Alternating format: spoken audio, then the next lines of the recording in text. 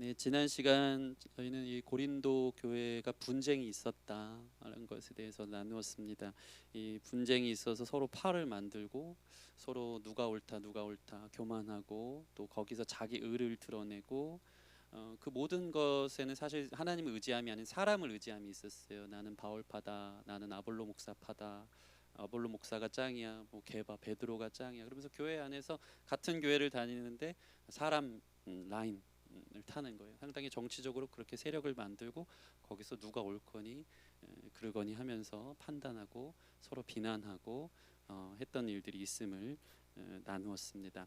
그래서 바울은 이러한 고린도 교회의 문제가 첫 번째로 이 분쟁의 문제가 너무 심각한 것을 알게 되어서 1장부터 4장까지 이 분쟁의 원론적인 문제를 깊이 있게 다루면서 고린도 교회에 편지하고 있는 것이 지난주에 나눈 내용이 되겠습니다.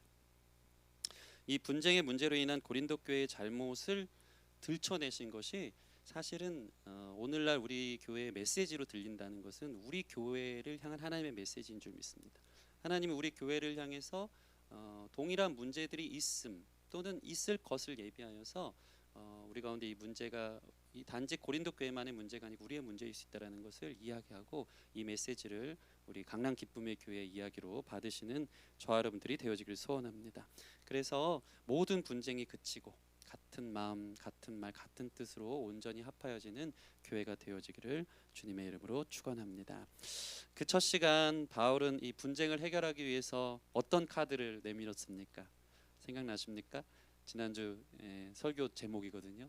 예수 그리스도의 이름을 내세웠습니다. 교회는 첫째로 예수 그리스도의 이름 안에서 시작된 것이기 때문에 결코 분쟁할 수 없다는 거예요.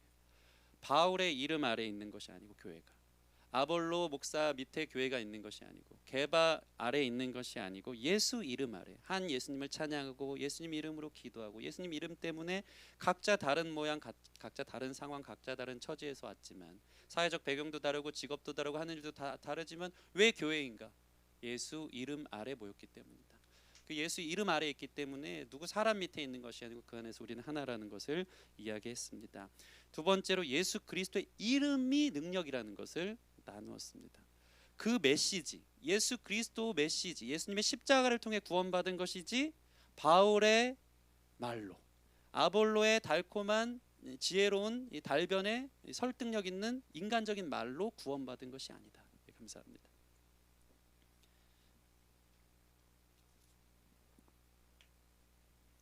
이것이 매우 중요한 것입니다. 그래서 사도 바울은 이 전도에 미련한 것, 십자가의 도, 십자가의 메시지 외에는 전하지 않기로 작정하고 있는 것을 봅니다.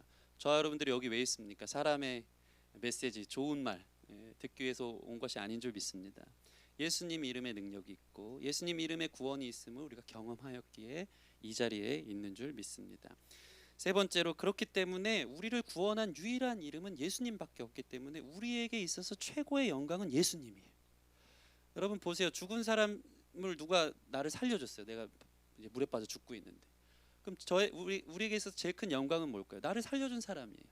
그 사람이 내 인생에 가장 고맙고 영광스럽고 참 감사한 사람이 되어지는 거예요. 구원이라는 그런 것은 그럴 것입니다. 우리를 죽음에서 죄에서 구원할 수 있는 유일한 분은 예수님밖에 없어요. 그렇기 때문에 우리 삶에 죽을 날을 살리신 예수님이 최고의 영광이 되어지는 것입니다. 그러니까 바울의 영광, 아볼로의 영광과는 비교도 안 되는 영광이 되는 거예요. 사람 밑에 줄 서서 영광스러운 사람, 참 찬란하고 멋있고 좀 괜찮은 사람, 능력 있는 사람 밑에서 같이 좀 같은 배를 타고 나도 거기서 한 영광 누리자. 이게 수준이 아니고 우리는 예수 그리스도의 구원에 그로 인한 그 주님만이 우리의 영광 되는 것을 경험한 자들인 줄 믿습니다. 그래서 예수 이름 아래에서 우리는 하나 될 수 있다라는 것을 지난주에 나누었습니다. 오직 예수님의 이름만이 우리 교회 안에 충만하기를 소원합니다. 이렇게 이 분쟁의 문제를 해결하기 위해서 첫 번째 처방을 마친 바울은 이제 자신의 사례, 자기가 그래서 어떻게 사역을 했는지에 대해서 2장을 통해서 드러내고 있습니다. 그래서 다시 한번 예수님 안에 교회가 있는 것이 얼마나 중요한 것인지에 대해서 저와 여러분들에게 나누고 있습니다. 이 사도 바울은요, 그래서 설교 한 번을 하려고 올라갈 때도 자신이 얼마나 두렵고 떨림으로 오직 예수님의 이름의 능력만을 전하기 위해서, 오직 예수님만 드러나게 하기 위해서 얼마나 두렵고 떨림으로 강단위에 섰는지 모릅니다. 그러면서 자신의 이야기를 더 구체적으로 강조하면서 교회는 예수님 이름 위에 있어야 된다는 것을 이야기하고 있습니다. 다시 말해서 사도 바울은 한 번도 자기 능력 의지에서 사역한 적이 없다라는 거예요. 오직 예수님의 능력, 그 이름의 힘을 힘입어 사역을 했다는 것이죠. 우리 1절 2절 말씀 같이 한번 읽겠습니다. 1절 2절. 오늘 본문 1절 2절 시작. 형제들아 내가 너에게 나아가 하나님의 증거를 전할 때 말과 지혜의 아름다운 것으로 아니하였나니 내가 너희 중에서 예수 그리스도와 그가 십자가에 못 박히신 것 외에는 아무것도 알지 않기로 작정하였음이라. 아멘. 여기서 사도 바울이 자기를 겸손한 척해서 높이려는 의도가 아니고 진짜 교회가 어떻게 세워지는지, 진짜 능력이 무엇인지, 예수 그리스도와 십자가 외에는 교회가 세워질 수 없고 그것만이 교회의 능력이라는 것을 사도 바울은 전하고 싶었습니다. 그래서 나는 오직 예수 그리스도와 십자가, 그 십자가의 메시지, 예수 중심 사역이 아니고는 하지 않겠다라고 자기 스스로 결정하고 있는 것을 보게 됩니다. 사도 바울은 왜 이렇게 할까요? 왜 그럴까요? 그 자신이 철저히 성령의 능력 아니고는 모든 사역이, 모든 메시지가 무의미하다는 것을 그는 여러 번 경험했기 때문입니다. 예수 그리스도만이 구원의 능력이지 말의 지혜, 무슨 스피치나 웅변술, 달콤한 말이 능력이 아니라는 것을 사도 바울이 너무 많이 경험했기 때문에 이것을 자기가 작정한 것, 이런 사역을 하기로 작정한 것입니다. 그래서 이 믿음이, 여러분의 믿음이 사람의 능력, 사람의 말의 지혜에 있지 않고 하나님의 능력 위에 있기를 소원하는 마음으로 사도 바울은 편지하고 있습니다. 우리 5절 말씀 같이 읽어보겠습니다. 5절 말씀 시작. 너희 믿음이 사람의 지혜에 있지 아니하고 다만 하나님의 능력에 있게 하려 하였노라. 아멘. 따라해 보겠습니다. 하나님의 능력이에. 우리 교회가, 여러분의 삶이 사람의 지혜에 있지 않고 하나님의 능력 위에 견고히 세워질 수 있는 우리 교회와 여러분의 삶이 되어지기를 소원합니다. 사도 바울은 이렇게 물어보고 있는 거예요. 너희가 어떻게 믿음이 생겼니? 너희들이 어떻게 신앙생활을 시작했니? 그것은 사람의 지혜가 아니고 하나님의 능력으로 가능했다. 그것을 고백하라고 사도 바울이 이야기하고 있는 것입니다. 여러분, 교회는 하나님의 능력에 바탕을 두고 있어야 돼요. 교회는 오직 하나님의 능력이 나타나고 하나님의 능력을 힘입어서 걸어가야 되는 것이 교회입니다. 사람이 하는 게 아니에요. 사람의 모임이 아닙니다. 하나님이 하시는 교회가 되어져야 되는 줄 믿습니다. 그래서 사도 바울은 강단에 설 때마다 매우 약하고 두렵고 심히 떨면서 오직 하나님의 능력만 드러나기를 원하는 마음으로 날마다 메시지를 전한 것을 볼 수 있습니다. 인위적이지 않도록, 자기 이야기하고 내려가지 않도록, 잘못된 복음 전하지 않도록 오직 예수님만 드러나도록, 제가 그런 목회자가 될 수 있도록, 우리 교역자들이 그런 교역자가 될 수 있도록 여러분 기도해 주시기를 바랍니다. 앞에 설 때마다 정말 두렵고 떨림으로 섭니다. 정말 두려워요. 하나님을 잘 전해야 되는데, 예수님이 드러나야 되는데 그냥 인간적인 해석이 난무하고 그냥 내 이야기하고 내려오는 건 아닌가, 두렵고 떨림으로 섭니다. 오늘도 이 말씀 통해서 오직 하나님의 능력만이 나타나는, 예수님만 드러나는 그러한 메시지가 되어지기를 바랍니다. 사도 바울은 이 사실을 명확하게 알고 있었어요. 사람이 매력적이고요, 리더십이 있고 확신을 주는 메시지를 주면요, 사람들이 교묘하게 그 사람을 엄청 인정하고 그 사람을 따르기 시작한다는 것입니다. 그 사람을 의지한다는 것입니다. 이것이 바로 사람의 종교성인 것 같아요.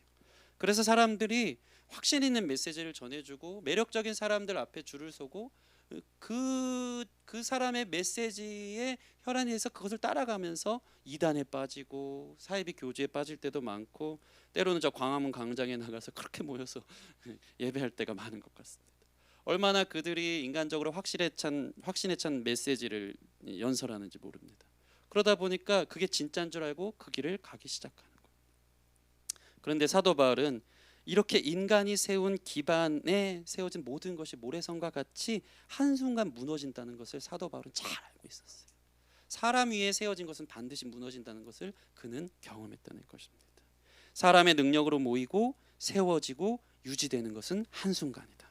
반드시 문제가 있다는 것을 알기에 오직 성령의 나타나심과 능력으로 교회를 세우고 사역하고 사람들을 예수님께 주목하게 하려고 부단히 노력했다는 것을 알 수 있습니다. 여러분, 교회가 이런 곳이 되어지기를 소원합니다. 사람이 아닌 예수님 위에 세워질 때 안전해요. 예수님 위에 세워질 때 영원해요. 예수님 위에 세워질 때 뒤끝이 나쁘지 않아요. 영으로 시작한 일이 육으로 망치지 않아요. 예수님 위에 세워지는 교회가 되어져야 됩니다. 이 교회 미래학 전문가들에 의하면요, 보통 이 교회의 전성기가 50년을 못 간대요. 그렇게 부흥하고 대형교회가 되는데 그 전성기가 50년을 못 간다고 진단하는 경우가 많습니다. 왜 그러냐면 그 전성기를 이룬 부흥을 만들어낸 목회자 이후 다음 목회자로 연결이 안 되기 때문이라고 합니다. 저와 여러분들 잘 아시는 그 유명한 목사님들, 한국 교회를 세우고 한국 교회를 리드했던 그 목사님 이후에 그 교회가 그 전에 목회자의 그 놀라운 역사와 일들을 경험하지 못한 채 좀 이렇게 배후에 사라지는 것 같고 좀 약해지는 것 같은 이유가 무엇이냐면 바로 모든 사람들이 그 목회자 자체에 주목했기 때문이라고 보고 있는 것입니다. 사람들이 너무 목회자 개인의 권능과 경건에만 주목하니까 다음 목회자가 세워질 때는 그 일들이 일어나지 않는 거예요. 물론 과거 한국 교회에 대단한 목회자들이 많았습니다. 그들은 유능했고 기적도 가져오고 놀라운 리더십으로 부흥을 가져오고 실제로 병을 낫는 역사들과 여러 가지 증거들을 보여주는, 저는 그들의 기름 부으심을 의심하지 않습니다. 이것이 한국 교회의 역사입니다. 그런데 문제가 뭐냐면요, 그렇게 세워진 교회가 다음 세대로 연결되지 않는 거예요. 왜 그러냐면 자신을 그저 신적 존재인 것처럼 하나님의 능력에 있게 해야 되는데 사람의 지혜 위에 있게 한 것처럼 자기 세계를 만들었기 때문에 교회가 다음 세대로 이어지지 않는 것을 볼 때가 너무 많습니다. 결국 어떻습니까? 막 잘 되고 하면 자기가 한 줄 알아요. 그래서 자고하고 교만해지고 자기만 스타가 되려 하는 거예요. 그러다가 결국 그들의 노후에 어떤 일들이 벌어집니까? 참 교회의 영광을 가리는 수만 가지 일들을 우리는 뉴스를 통해 보게 된다는 것입니다. 고집스러운 목회 세습을 이룬다든가 돈 문제 또는 여자 문제로 잘 세워진 것 같은 그 놀라운 부흥 이후에 그냥 한순간 모든 것들이 더 안 좋게, 더 오히려 예수님의 영광에 덕을 끼치지 못하게 교회가 무너지는 것들을 볼 때가 얼마나 많은지 모릅니다. 여러분, 이 모든 이유가 뭐냐면 은혜로 시작했지만 예수님 위에 세웠다고 볼 수 있지만 결국에는 사람에게 주목했고 사람 자신이 영광을 취했기 때문에 그런 일들이 있는 것을 볼 수 있습니다. 제가 지금 무슨 말을 하는 겁니까? 여러분, 목회자도 사람입니다. 인간적인 연약함이 있습니다. 그들의 말로가 연약함 가운데 안 좋은 모습으로 드러난 것을 우리가 볼 때가 있어요. 그래서 여러분도 너무 우리 목사님 하지 마세요. 예, 목회자도 죄인이고 목회자가 해야 되는 건 뭐냐면 내가 대단한 게 아니고 이 메시지가 대단한 게 아니고 예수님을 향해서 이렇게 주목하도록 이렇게 손을 뻗어서 그를 가리키는 거예요. 목회자는 단지 예수님께로 인도하는 리더가 되어지는 것이죠. 그래서 오직 교회는 예수님만 보이게끔 해야 되는 거예요. 그래야지 여러분이 목회자들에게 실망해도 그것으로 끝나요. 막 상처받고 그러지 않아요.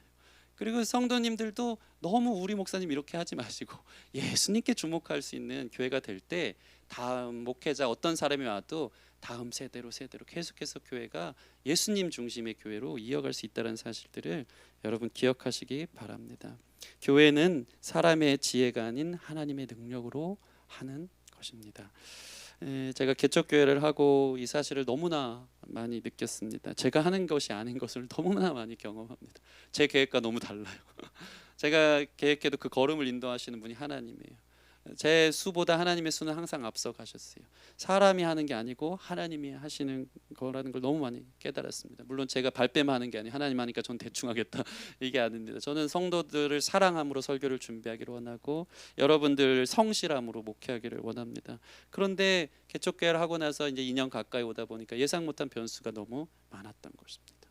예상 못한 수많은 일들이 오히려 하나님의 역사를 이뤄가면 보면서 교회는 하나님이 하시는 거구나, 사람의 능력이 아닌 하나님의 능력으로 하는 거구나를 경험한다는 것입니다. 상상 못한 사람들이 여기 와 있는 것이 하나님의 능력인 줄 믿습니다. 상상도 못한 사람들의 헌금으로 교회를 이끄셨고, 상상도 못한 기도자들이 교회를 위해 울며 기도하고 있었고, 상상도 못한 곳에서 하나님의 은혜가 있음을 경험할 때마다 사람이 하는 것 아니고 하나님이 하는 거다. 여러분, 우리가 하나님께 주목할 때 분쟁이 일어나지 않아요. 예수님이 하는 것임을 우리가 바라볼 때 이 사람 위에 자기 기반을 세우고 막 일로 갔다 절로 갔다 하지 않는 거예요. 오직 주님께서 하신다. 교회는 오직 하나님의 능력으로 세워지는 것이다. 그것을 기억할 때 우리는 하나님만 의지하는 사람들이 될 줄 믿습니다. 바울은 지금 이 이야기를 절실하게 자기가 경험했기 때문에 하는 거예요. 특별히 바울은 아까도 이야기한 것처럼 강단에 오를 때마다, 설교할 때마다 말과 지혜의 사람의 능력이 아닌 예수 그리스도의 메시지를 통한 성령의 역사만을 전하려고 부단히 노력했던 사람입니다. 이 시대 최고의 신학자라고 알려진 변증가인 팀 케일러 목사님 많이 들어보셨을 거예요. 책이 수없이도, 그분은 참 책을 어쩜 책 공장인 것 같아요. 수없이도 쏟아내는데 하나님이 큰 영감을 주셔서 이 시대의 귀한 신학자로 쓰시는 것 같습니다. 이 팀 케일러 목사님의 설교라는 책에 이런 내용이 있습니다. 저도 이 이야기를 읽고 깊이 공감했습니다. 함께 좀 나눠드릴 텐데 이렇게 나와 있어요. 나는 성경 자체가 내 연설 능력을 훨씬 뛰어넘어 사람들의 영적 무관심과 방어막을 뚫고 들어가는 능력을 품고 있음을 수백 번도 넘게 목격했다. 같은 설교에서도 사람들의 반응이 다르다. 내 생각에 잘 준비되고 전달도 효율적인 설교가 실제 영향력이 없는가 하면 간혹 그저 그런 설교인데 사람들을 변화시키는 강력한 힘을 나타낼 때가 있음을 수없이 경험했다. 나쁜 설교와 좋은 설교의 차이는 대체로 설교자의 책임이지만 좋은 설교와 위대한 설교의 차이는 성령의 역사에 달려 있다. 저는 이 이야기를 듣고 너무 깊이 공감했어요. 제가 하는 수준은 나쁜 설교에서 좋은 설교로 바꾸는 수준이에요. 그런데 하나님의 역사가 나타나잖아요. 그러면 좋은 설교가 아닌 위대한 설교가 나오는 거예요. 서투르고 두서없고 그저 원고만 바라보는 설교일지라도 하나님의 능력이 그 가운데 나타나기 시작하면 그것은 사람을 변화시킵니다. 사람의 마음을 꿰뚫어보고 진짜 구원이 누구인지, 진짜 우리가 의지할 분이 누구인지 강력한 하나님의 능력이 예수 그리스도 중심으로 선포되는 메시지 가운데 일하기 시작한다는 것입니다. 저희 목회자가 이런 설교를 할 수 있도록 기도해 주시길 바랍니다. 예배 때마다 좋은 설교 수준으로 만족하지 마세요. 위대한 설교, 위대한 설교, 하나님께서 역사하시고 변화가 일어나는 위대한 설교로 나아갈 수 있는, 예수 그리스도의 메시지를 전할 수 있는 우리 교회가 되어지기를 소원합니다. 한번 따라해 보겠습니다. 교회는 하나님의 능력으로 세워집니다. 예수 그리스도와 십자가의 말씀이 능력입니다. 아멘. 믿으십니까? 그래서 바울은 이 사실을 아는 사람들을 뭐라고 표현하냐면요, 온전한 자들이라고 표현하고 있습니다. 우리 6절 말씀 한번 읽어볼까요? 6절 말씀 시작. 그러나 우리가 온전하들 중에서는 지혜를 말하노니 이는 이 세상의 지혜가 아니요 또 이 세상에서 없어질 통치자들의 지혜도 아니요. 여기서 얘기하는 걸 보면 바울은 하나님의 능력을 의지했고 하나님의 능력으로 성도들이 믿음 생활을, 신앙 생활을 하기를 원했고, 그래서 6절을 보면 그러나 우리가 온전한 자들 중에서 이 지혜를 말하노니, 온전한 자들이 이 사실을 안다고 설명하면서 시작하는 것을 볼 수 있습니다. 여기서 온전하다라는 것은 장성한 신자를 얘기하는 거예요. 성숙한 신자. 성숙한 신자는요, 하나님의 능력을 의지하는 신자인 거예요. 저와 여러분들이 성숙한 신자가 되어지기를 바랍니다. 온전한 신자는요, 사람 의지하지 않고 하나님의 능력의 나타나심을 기다리는 사람, 하나님의 능력이 함께하는 것을 보기를 원하는 사람, 하나님의 능력이 전부라는 것을 경험한 사람들이 사실은 성숙한 신자라는 것입니다. 이것을 모르면 교회 일을 할 때도 자꾸 사람 일 하듯이, 직장 생활 하듯이, 사회 일 하듯이 끌어들여서 사람 일로 어떻게 좀 경영을 하려고 그러고 사람 일로 이렇게 하려고 그래요. 그게 아니고 성숙한 신자는요, 기도하면서 해요. 하나님의 능력을 힘입어서 해야 되기 때문에 하나님의 말씀을 기다리는 사람이 되어지는 것을 볼 수 있습니다. 저 여러분들이 온전한 성도들이 되어지기를 바랍니다. 교회에서 가장 장성하고 성숙하고 온전한 사람은요, 바로 하나님을 의지하는 사람들입니다. 우리 옆 사람을 이렇게 인사합시다. 하나님만 의지합시다. 그게 성숙한 신자예요. 그게 성숙한 신자예요. 믿으십니까? 여러분 안에 이러한 깨달음이 있기를 소원합니다.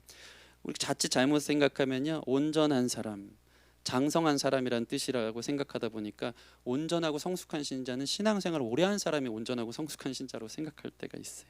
직분이 높거나 목사가 되면 장성한 신자다, 레벨 최고의 신자다라고 생각할 수 있어요. 근데 그렇지 않아요.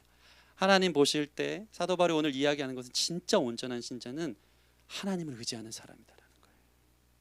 여러분, 진짜 온전한 신자는요, 자기가 얼마나 연약한 존재인지를 알아서 하나님의 능력을 의지하지 않고는 살 수 없다라는 것을 경험하고 기억하고, 그래서 주님을 매달리는 사람이 온전한 신자라는 것입니다. 신앙의 경륜이 높아질수록 진짜 온전한 신자는요, 자기가 얼마나 무능하고 연약한 존재인지 알아야 되는 거예요. 그래서 주님을 의지할 수 있는 사람이어야 되는 거예요. 신앙의 경륜이 높아질수록 나는 아무것도 아니고 예수님이 능력이다, 이 사실을 깨닫는 사람들, 자기 말짱인 두 다리를 의지하면서 자기가 스스로 걸으면서 내 스스로 신앙생활을 하려고 했던 사람이 마치 절름발이가 된 야곱처럼 하나님이 한돛뼈를 치셔서 너가 나를 의지하지 않고는 걸어갈 수 없다는 것을 깨달은 사람이 바로 온전한 신자라는 것입니다. 여러분 인생에 이러한 장성한 신자의 모습으로 살아갈 수 있기를 바랍니다. 하나님 의지하지 않고는 내 미래를 알 수 없고, 하나님 의지하지 않고는 내 구원을 보장할 수 없고, 하나님 의지하지 않고는 한 걸음도 걸어갈 수 없다는 것을 우리가 기억하게 철저히 매일의 삶 가운데 하나님을 의지할 수 있는 온전한 신자가 되어지기를 소원합니다. 그래서 가장 온전한 신자의 모습은 반전이 있어야 돼요. 장성한데 연약해요. 온전한데 더욱 의지해요. 그게 하나님 보실 때 온전한 신자라는 것입니다. 우리 고린도후서 한번 찾아볼까요? 사도 바울이 쓴 고린도후서 12장 9절 말씀에 뭐라고 나와 있는지. 지금은 고린도전서고요. 뒤쪽으로 한번 넘겨봅시다. 고린도후서 12장 9절 말씀. 고린도후서 12장 9절 말씀. 같이 한번 읽겠습니다. 고린도후서 12장 9절. 우리 온라인으로 예배드리는 분도 함께 찾아 읽겠습니다. 고린도후서 12장 9절 시작. 나에게 이르시기를 내 은혜가 내게 족하도다. 이는 내 능력이 약한 데서 온전하여 짐이라 신지라. 그러므로 도리어 크게 기뻐함으로 나의 여러 약한 것들에 대하여 자랑하리니 이는 그리스도의 능력이 내게 머물게 하려 함이라. 아멘, 아멘. 얼마나 멋있는 고백입니까? 내 능력이 약한 데서 어떻다고요? 온전하여 짐이라. 내 힘 의지하지 않고 난 약합니다, 그래서 하나님을 기다립니다, 하나님을 의지합니다 할 때 하나님의 능력을 힘입기 때문에 세상에서 제일 강한 사람 되는 거예요. 우리 자신이 육신의 종노릇 하지 않고 하나님 능력을 힘입을 때, 날마다 주님을 바라볼 때 우리는 승리할 수 있는 신자가 되어지는 줄 믿습니다. 그래서 여러분 약함을 자랑하고 내 약함이 있는 만큼 하나님을 의지함으로 승리할 수 있는 저와 여러분들이 되었으면 좋겠습니다. 그래서 사도 바울은 이제 시작하고 있어요. 이 온전한 신자들의 특징을 이야기하고 있습니다. 이 다음 본문에서 첫 번째 온전한 신자들의 특징은 뭐냐면요, 하나님만 기다려요. 하나님만. 우리 9절 말씀 오늘 본문 다시 볼까요?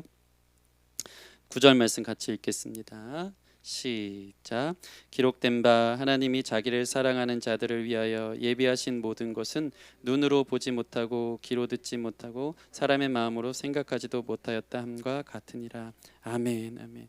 여기 보면 하나님이 예비하신 것이 있대요. 그죠?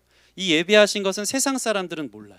절대 모르는, 눈으로도 볼 수 없고 귀로도 들을 수 없고 사람의 마음으로는 도무지 생각할 수 없는 것을 하나님이 예비하셨는데, 이 예비하신 것을 누구에게 준다고요? 하나님을 사랑하는 자들에게 주신다는 거예요. 이 하나님을 사랑한다는 것의 원어적 표현은 뭐냐면요, 하나님을 기다리는 자예요. 이사야서의 말씀을 사도 바울이 지금 인용하고 있는 것입니다. 이사야 64장 4절에 이렇게 나와 있어요. 주 외에는 자기를 앙망하는 자를 위하여 이런 일을 행한 신을 옛적부터 들을 자도 없고 귀로 들은 자도 없고 눈으로 본 자도 없었느니라. 이 얘기는 뭐냐면 하나님을 사랑하는 자, 하나님을 기다리는 자에게 하나님이 예비하신 은혜를 주신다는 거예요. 그것은 진리이고 곧 예수 그리스도예요. 하나님을 기다리는 자에게는 하나님이 예비하신 진리의 말씀 곧 예수 그리스도를 주신다는 것입니다. 여러분, 온전한 자는 하나님을 기다려요. 말씀이 증거될 때 하나님이 예비하신 생명의 떡 대신 예수님을 기다린다는 것입니다. 그러니까 설교를 할 때 사람의 말의 지혜, 얄팍한 힐링이 있고 세상 이야기를 해주면서 공감과 적당한 위로가 섞여진 그런 메시지가 아니고, 이 사람이 맛을 본 거예요. 하나님을 기다렸어요. 하나님을 기다렸더니 하나님이 예비하신 예수 그리스도를 우리에게 나눠주실 때 받았던 그 은혜와 능력을 경험한 거예요. 그 맛을 봤기 때문에 교회 와서 딴 얘기하는 사람들은 싫은 거예요. 교회 와서 예수님 아닌 다른 메시지 전하는 사람들은 너무 마음이 불편한 거예요. 난 예수님을 아는데, 예수님을 경험했는데, 나는 예수님이 목말라서 왔는데, 예수님의 메시지를 듣고 싶은데 왜 딴 이야기 하는가. 이 맛을 본 사람은 어떡합니까? 온전한 신자이기 때문에 하나님을 끝까지 기다려요. 여러분, 하나님을 기다림으로 이 자리에 있는 줄 믿습니다. 하나님이 예비하신 예수 그리스도를 나누어 우리가 함께 떼기 위해서 이 자리에 있다라는 것입니다. 그것을 경험한 사람들은 안다는 것입니다. 제가 처음에 커피를 배울 때 누구나 그렇겠지만 커피의 첫 시작은 어떻게 시작하죠? 커피는 아주 조금, 그리고 설탕은 이만큼을 넣습니다. 커피 맛을 단맛으로 시작한다는 것입니다. 뭔가 희석된 거 좋아해요. 그래서 처음 커피 배울 때는 카라멜 마키아또 무슨 모카 초코 막 이런 걸로 의지하면서 커피를 시작합니다. 그러다가 커피 맛을 좀 아는 사람은 어떻습니까? 시럽 넣으면 됩니까, 안 됩니까? 제가 시럽 넣는 사람 정지하는 거 아닙니다. 제 이야기를 하는 거예요. 커피 맛을 알면 그냥 그 맛 외에는 다른 거 넣는 게 싫은 거예요. 그 담백한 그 커피 본연의 맛을 좋아하기 시작해요. 그래서 제가 얼죽 압니다. 얼어 죽어도 아이스 아메리카노 무조건 아하마늘. 이것도 사실 얼음 타니까 뭐 문제가 있다고 얘기하는 사람 있겠지만, 그래서 왜 이탈리아 사람들은요 이 아이스 아메리카노도 인정하지 않는다고 하잖아요. 자기들은 언제나 에스프레소가 진짜 커피다. 진짜 원액만을 짜서 요만한 간장 종지 많은 데서 먹는 게 진짜 커피다. 본연의 맛을 아는 거예요. 본연의 맛. 하나님을 경험한 사람들은요, 하나님의 능력을 경험한 사람들은요, 본연의 능력을 알아요. 예수님을 알아요. 그래서 오직 예수님만을 기다리는 거예요. 제가 가끔은 설교 준비를 할 때마다 참 어려울 때가 있어요. 그게 뭐냐면 여러 가지 주석과 언어들을 막 찾는 거예요. 이게 진짜 이게 성경이 여러 번 거쳐서 온 거 아시죠, 여러분? 미국 성경이 한국말로 번안되니까 좀 의역되고 쉽지 않게 오고, 또 사실 그 이전에 헬라어가 그 원어 성경이고 히브리어가 원어 성경으로 기록된 건데, 그러다 보니까 원어적 의미는 뭔가 막 찾는 거예요. 수많은 용례들을 어떻게 적용할지 막 고민할 때가 있어요. 그러다가 제가 딱 발견하는 게 있는 거예요. 그게 뭐냐면 너무나도 신기하고 색다른 해석이 성경 가운데 청중들을 놀라게 할 만한 일들이 막 이렇게 보여지기 시작하는 거예요. 설교자가 제일 조심해야 되는 게 이거래요. 청중들을 사로잡을 만한 새로운 해석으로 그 유혹을 조심해야 되는데, 거기서 이제 잘못되면은 막단 얘기할 수가 있는 거예요. 내가 좀 새롭지, 내 해석이 좀 더 괜찮지 하면서 자기를 드러낼 때가 있는 거예요. 그래서 설교자가 제일 중요한 건 뭐냐면요, 성경 자체가 주는 믿음의 도를 충실히 드러내는 게 가장 중요합니다. 하나님의 말씀을 우리가 도와줄 필요가 없는 거예요. 나의 예화로, 나의 어떠함으로. 그게 아니고 하나님 말씀 그 자체, 원 엑기스 그 자체만을 증거하는 것이 설교자의 의무라는 것입니다. 그래서 저도 원어를 잘 적용해서 새로운 거 전하기 원하는 게 아니고 잘 적용해서 도와주고 싶어서 준비하다 보면 쉽지 않게 풀릴 때가 훨씬 많습니다. 너무 어려운 거예요. 이 어려운 설교를 어떻게 쉽게 할까? 너무 설교가 어렵다는 생각들을 할 때가 너무나 많습니다. 그러면서 주석을 참 보면요, 주석이 참 재밌어요. 이 주석 저 주석 보면 다 같이 한 얘기를 할 때가 있어요. 그게 뭐냐면 이 말씀의 의미를 자세히 알 수 없다는 것을 길게 학문적으로 풀어 설명하는 게 다예요. 결국에는 이 말씀을 주석도 알 수 없다라고 이야기할 때가 얼마나 많은지 몰라요. 이 주석 저 주석, 이 학문적으로 그래서 이건 어렵다. 그럼 저 어떡합니까? 설교해야 되는데 어떻게 하는지 아십니까? 그럼 기도해요. 기도해요. 하나님 말씀 주세요. 말씀 주세요. 이 말씀을 통해서 우리 교회, 저의 삶에 우리 성도들에게 나누어야 될 말씀이 무엇입니까? 기도예요. 기도하다 보면요, 하나님의 능력으로 가르쳐 주실 때가 있어요. 이걸 이렇게 풀어주면 기가 막히게 이게 이 뜻이었구나, 이게 예수 그리스도 중심의 설교구나 라는 것을 깨닫는 거예요. 여러분 안에 이러한 은혜들이 있기를 바랍니다. 저는 가끔씩 그래서 설교 준비가 미흡하고 내려가서 기도하다 보면 혼자 설교 준비가 다시 정리가 돼요. 그래가지고 다시 올라와서 설교하고 싶을 때가 너무 많아요. 이걸 이렇게 전했어야 되는데. 여러분, 중요한 것은 무엇입니까? 예수 그리스도 본연의 능력, 예수 그리스도 중심, 그 다른 것 물타지 않은 그 복음을 우리가 맛본 사람들은 그것을 기다리고 그렇게 메시지를 전하기를 원하고 또 그 은혜를 사모한다는 것입니다. 그런 사람들은 어떻게 하겠습니까? 사도 바울이 왜 갑자기 설교 이야기를 이렇게 끄집어낼까요? 예수님으로 은혜를 경험한 사람은요, 다른 사람 밑에 줄을 서지 않기 때문에 분쟁이 일어날 리가 없다는 거예요. 사람의 영광, 사람이 어떻게 달콤한 말로 현혹하는 거, 그게 별로 중요하지 않아요. 왜냐하면 자기는 예수님을 알기 때문에, 예수님의 능력을 알기 때문에, 예수님 주시는 직접적인 메시지의 능력을 내가 경험했기 때문에 다른 것들로는 성이 차지 않는 것입니다. 그래서 사도 바울은 예수 중심, 온전한 자는 예수님만을 기다린다, 이렇게 고백하고 있는 것입니다. 전하는 자나 듣는 자나 이 사실을 알기를 소원합니다. 예수님 중심, 그 은혜의 맛을 경험했기 때문에 오직 예수님만을 기다리는 사람들이 온전한 자들이 되고 우리 교회 안에 그런 자들이 넘치기를 소원합니다. 특별히 이런 자들은 어떻습니까? 온전한 자들은요, 은혜를 알아요. 그래서 우리 12절 말씀 볼까요? 12절 말씀 같이 읽겠습니다. 시작. 우리가 세상의 영을 받지 아니하고 오직 하나님으로부터 온 영을 받았으니 이는 우리로 하여금 하나님께서 우리에게 은혜로 주신 것들을 알게 하려 하심이라. 아멘. 아멘. 이 말씀을 보면 우리가 하나님으로부터 온 영을 받았으니까 우리에게 은혜로 주신 것들을 주님께서 알게 하신다는 것입니다. 하나님의 영으로 예수님이 누구인지 성령께서 우리 가운데 그것을 가르쳐 주시잖아요. 그 성령의 통달하심으로 가장 예수님께 주목할 수 있게 인도하신 분이 성령님인데, 성령님의 은혜를 경험한 사람은요, 뭐가 은혜인지를, 내가 어떻게 은혜로 살았는지를 경험하고 발견하기 시작한다는 것입니다. 은혜는 원래 있는 것을 발견하는 것입니다. 하나님이 원래 우리를 사랑했는데 우리는 몰랐어요.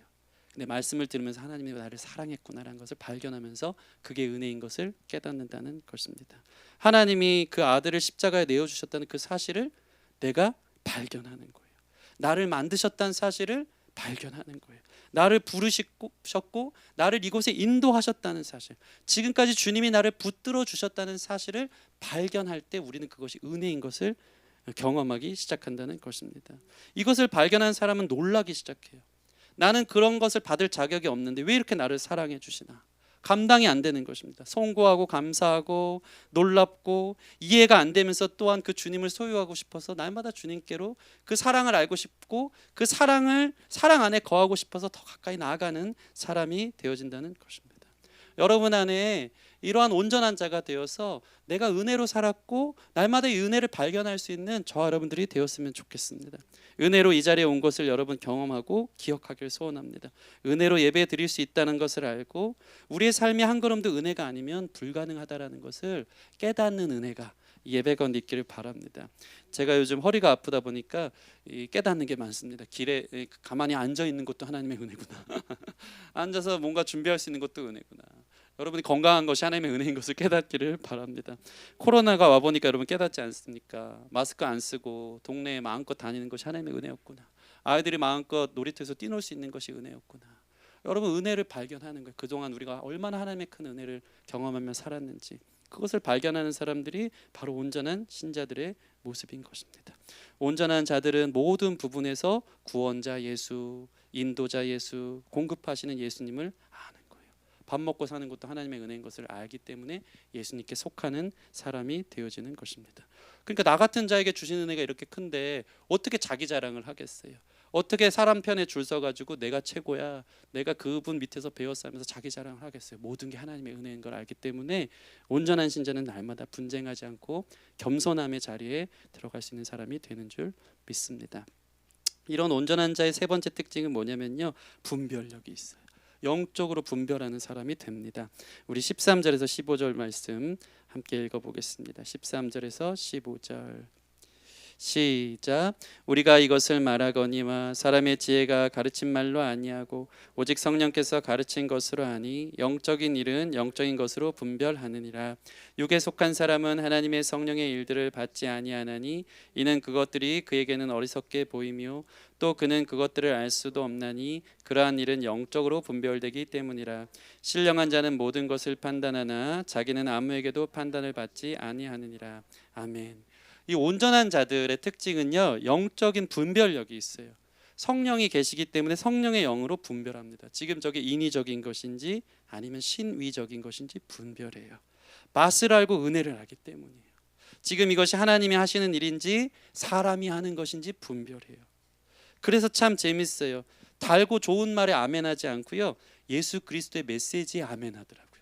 저는 우리 성도님들이 그럴 때마다 얼마나 반가운지 몰라요. 다른 이야기 할 때는 가만히 보고 있어요. 근데 예수님입니다, 예수 그리스도의 메시지를 전할 때는 깊이 있게 아멘해요. 분별하는 거예요. 그래, 예수님이지, 예수님밖에 없지, 예수님 때문에 내가 그 은혜를 알았지. 여러분 안에 이런 분별력이 있다는 것은 온전한 성도들이 되었다는 것인 줄 믿습니다. 여러분 안에 성령님이 계시기 때문에 분별력이 있는 것입니다. 우리 성도들 안에 이런 분별력이 있기를 소원합니다. 지금 자기 영광을 취하는 것인지 하나님 영광 드러내고 있는 것인지, 세상 일 하듯이 교회 사역하는 것인지 아니면 은혜로 하는 것인지, 예배 잘 드리는 것이 뭔지, 와서 다른 인간적인 행동을 하다 가는 것인지 아니면 진짜 예배를 드리는 것인지, 영적인 분별력이 있는 교회가 분쟁하지 않아요.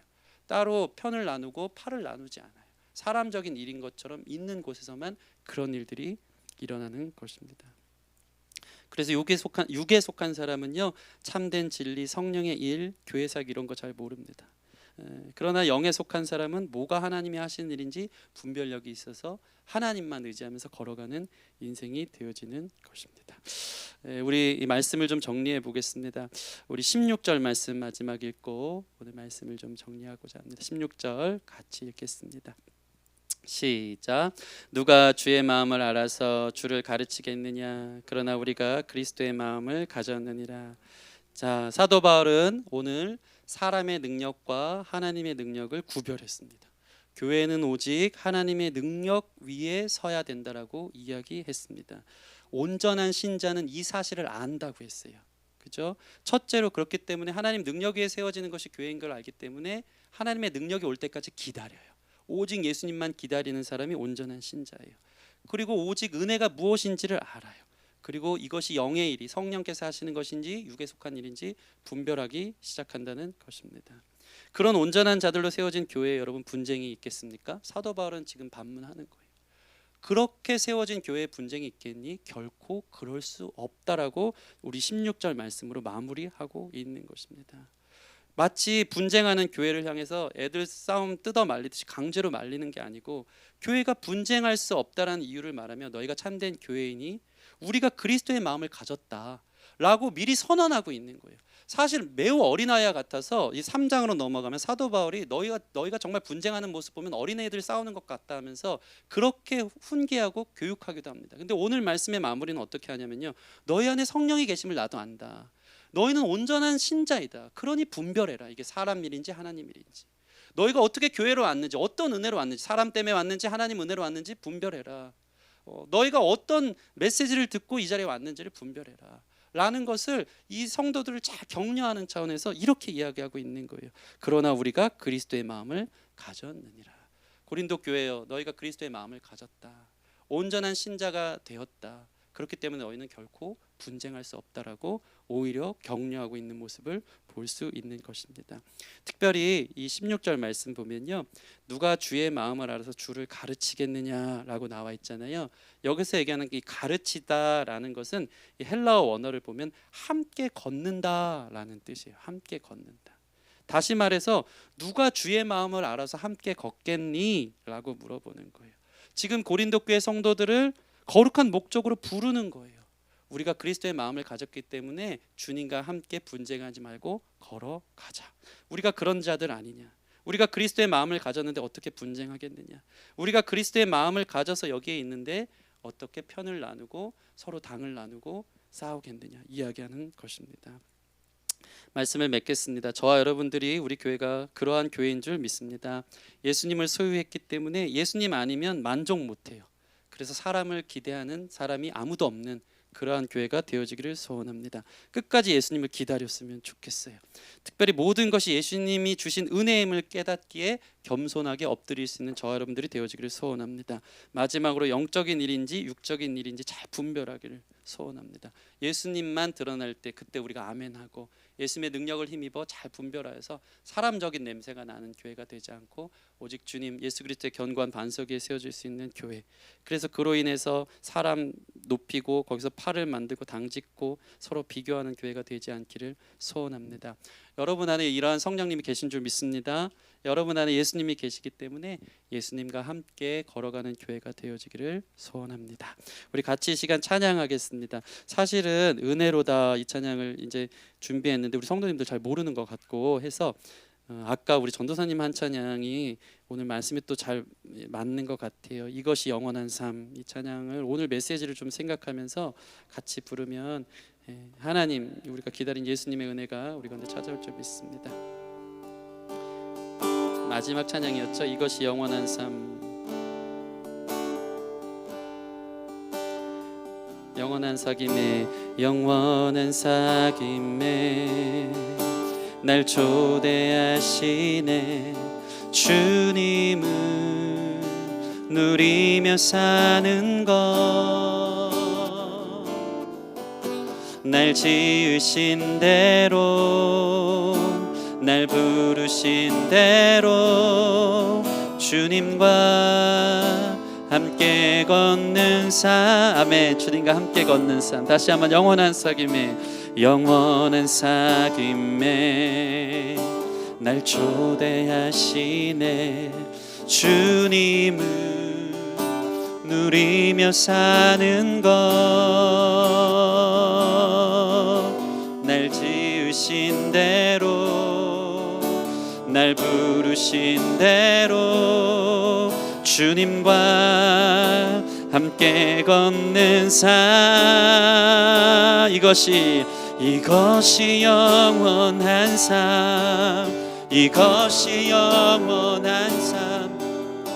참 하나님과 그 아들 아는 삶. 이것이 영원한 삶. 이것이 영원한 삶.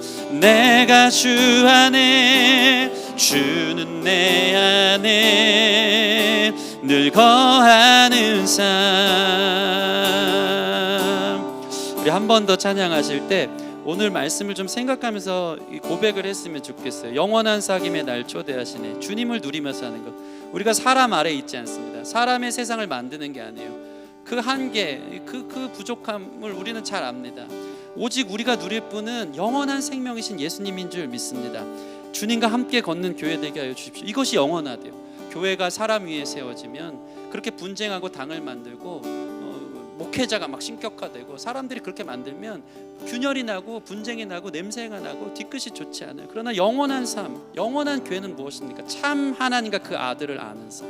오직 주님만이 드러나는 삶. 예수님의 은혜로 이곳에 있음을 알고 예수님이 하시는 일인지 아닌지 영적으로 분별하고 예수님 아니면은 다른 은혜가 필요 없기 때문에 내 마음에 만족이 없기 때문에 예수님만을 기다리는 온전한 사람들의 고백이 이 찬양의 고백인 줄 믿습니다. 다시 한번 찬양하면서 우리 교회가 이러한 교회 되도록 오직 주님만을 드러낼 수 있는 교회 되도록 하는 마음으로 같이 찬양하며 나가겠습니다. 영원한 사귐에 날 초대하시네.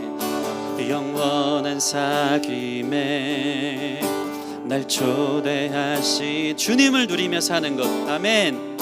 다른 만족 없습니다. 날 지으신 대로 날 지으신 대로 날 부르신 대로 날 부르신 대로 오직 주님과 함께 걷는 삶. 이것이 영원한 삶. 이것이 영원한 삶. 이것이 영원한 삶. 참 하나님과 그 아들 아는 삶. 이것이 영원한 삶. 이것이 영원한 삶. 내가 주 안에 주는 내 안에. 아멘. 이것이 영원한 삶. 이것이 영원한 삶. 이것이 영원한 삶. 참 하나님과 그 아들 아는 삶. 이것이 영원한 삶. 아멘. 내가 주 안에 주는 내 안에 늘 거하는 삶.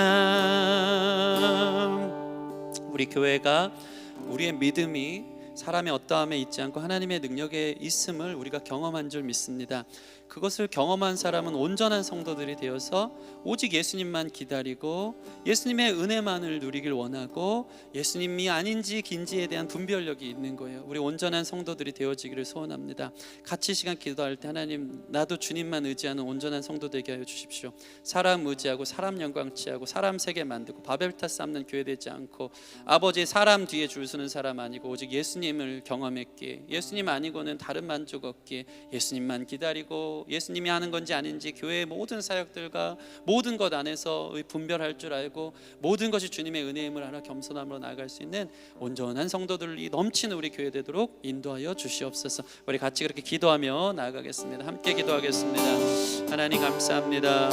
아버지 도와주세요. 우리 교회 예수님만 드러나기를 원합니다. 참 하나님과 그 아들만 나타나는 교회 되기를 원합니다. 그것이 능력입니다. 사람이 하는 모든 것은 무너집니다. 사람이 하는 모든 것은 영원하지 않습니다. 사람이 하는 모든 것은 아버지 너무나도 연약해서 넘어지기 쉽습니다. 우리 교회의 예수 이름만 높아지기를 소원합니다.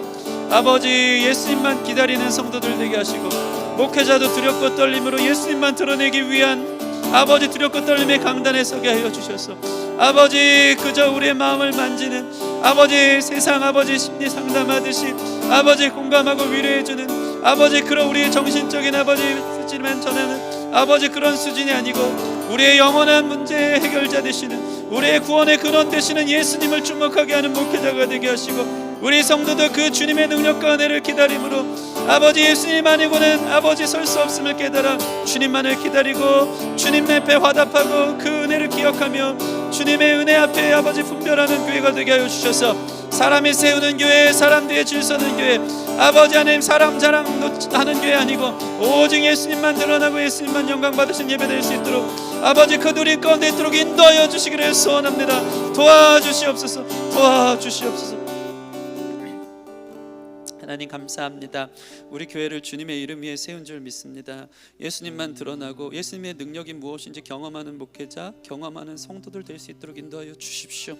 이 맛이 너무 커서 이 예수님을 누리는 것이 너무나도 기뻐서 세상적인 것 가져오면은 뭔가 불편하고 세상 메시지하고 사람 이야기하면 저거 아닌데 하면서 잘 분별할 수 있는 성도들 되게 하여 주시고 목회자도 두렵고 떨림으로 이 설교의 단위에 설 수 있도록 인도하여 주셔서 어떻게 하면 예수님 증거할까? 예수님이 능력인데 이 세상 메시지 전하듯이 그저 심리적, 상담학적, 또 무슨 인문학적 하는 그런 이야기 전하는 게 아니고 예수님이 우리 인생의 문제의 진정한 해결되어 주시기에 예수님만이 우리의 구원 되시기에 예수님만이 우리의 삶의 진정한 능력 되시기에 예수님만을 증거할 수 있는 목회자가 될 수 있도록 주님 축복하여 주셔서 우리 교회 사람 위에 세워진 교회 아니고 예수님 위에 세워진 교회 되게 하여 주십시오. 사람 위에 세워진 교회는 아버지 연약합니다. 금방 넘어집니다. 아버지 50년을 참아가지 못한다고 합니다. 사람들은 뒤가 좋지 않습니다. 아버지 실망할 일만 있는 것입니다. 오직 우리 교회 예수님의 은혜만 넘치게 하여 주시옵소서. 성도들도 예수님께만 주목하게 하여 주시고 목회자도 두렵고 떨림으로 예수님께만 주목할 때 건강한 교회요 영원한 주님의 사기만에 주님께서 기뻐하시는 다음 세대로 이어지는 교회가 되는 줄 믿습니다. 아버지 예수님께 주목하는 교회가 시끄럽지 않습니다. 예수님께 주목하는 교회가 사람 뒤에 줄을 서고 정당을 만들고 서로 분쟁을 만들어내면 누가 옳으니 고르니 사람 이야기하지 않습니다. 예수님의 은혜가 있으면 모든 것이 잠잠하여지는 줄 믿습니다. 예수 중심 교회, 예수님의 이름만 높여주는 교회, 이것들을 잘 분별하는 온전한 성도들 되게 하여 주셔서 사람의 능력 아닌 하나님의 능력이 세워짐을 알고 그 은혜 앞에 늘 겸손함으로 감사하며 주님 안에 하나 되어줄 수 있는 멋있는 교회 될 수 있도록 주님 축복하여 주시옵소서. 그렇게 주님과 함께 동행하고 걷는 교회 되어주기를 소원하오니 우리가 이미 온전한 자로 부르심 받았고 그리스도의 마음을 아는 자인 줄 믿고 감사합니다. 분쟁이 일어날 때마다 내가 누구인지를 기억하여서 오직 예수님 중심으로 승리할 수 있는 모든 성도들 될 수 있도록 축복하여 주시옵소서. 감사하며 예수님 이름으로 기도합니다. 아멘.